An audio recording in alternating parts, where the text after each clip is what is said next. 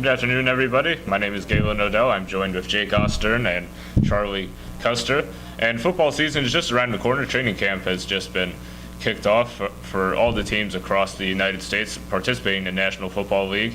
And Charlie, prior to the show, you've been talking to me about some teams that missed the playoffs but could possibly make the playoffs this year. What are your thoughts on that? One team that I think that missed the playoffs last year that'll definitely make it this year is the Oakland Raiders. They definitely have what it takes to make that jump.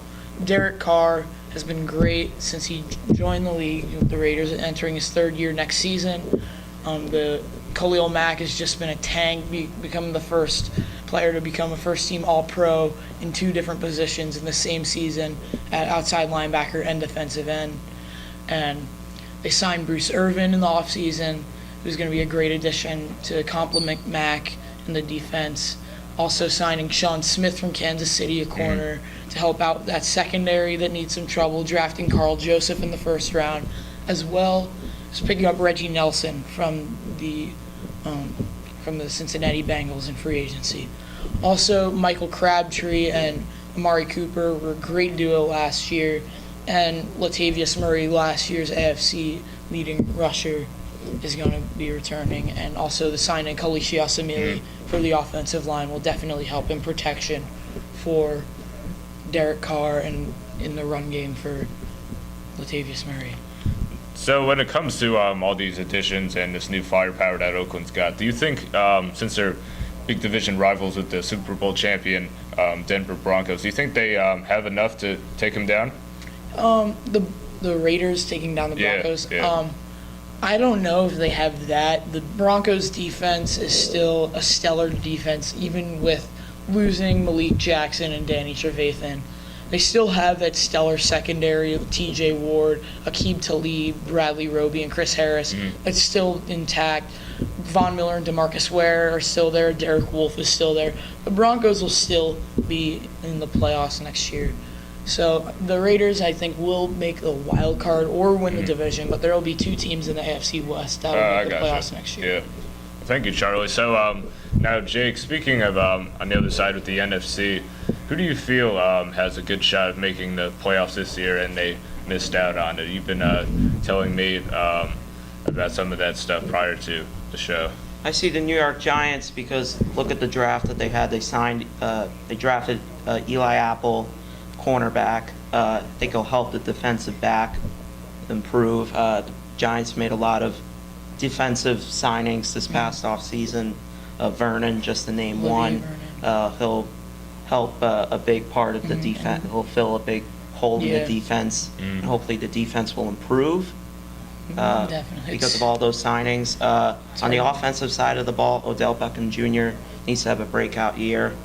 He needs to shine in the big, important games. Eli Manning needs to have a great season, throw, I'd say, around 15 touchdown passes or more. He threw 35 last year. Yeah, or more, sorry. Yeah, wrong number. But just throw like a lot of touchdown passes. And now getting Victor Cruz back and Sterling Shepard will help. Yeah. And another big headline when at the end of the 2015 season, Tom Coughlin stepped down as Giants head coach, and then McAdoo decided to come and replace him. Do you feel that he'd be a good fit for this Giants team coming into the season? Yeah. I mean, he was the offensive coordinator before. I think Ben McAdoo will run like a very similar offense because he's been there.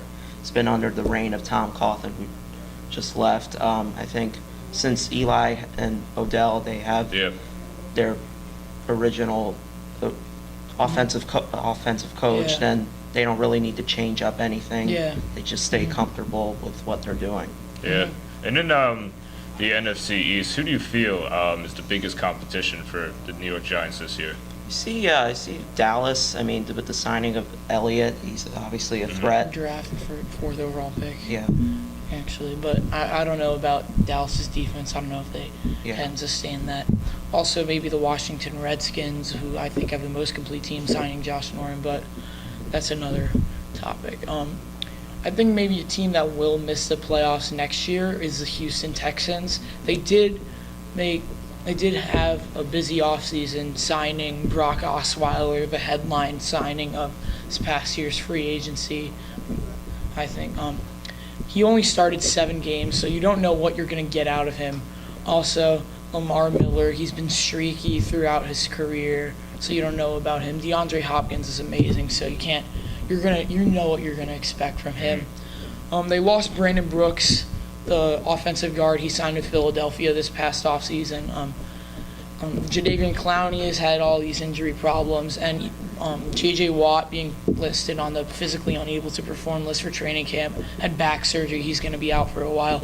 I just don't know if the Texans are going to be able to make the playoffs next year after only making the playoffs with a 9-7 record, and teams like the Jaguars and the Colts improving a lot. Yeah, I see the Seahawks missing the playoffs.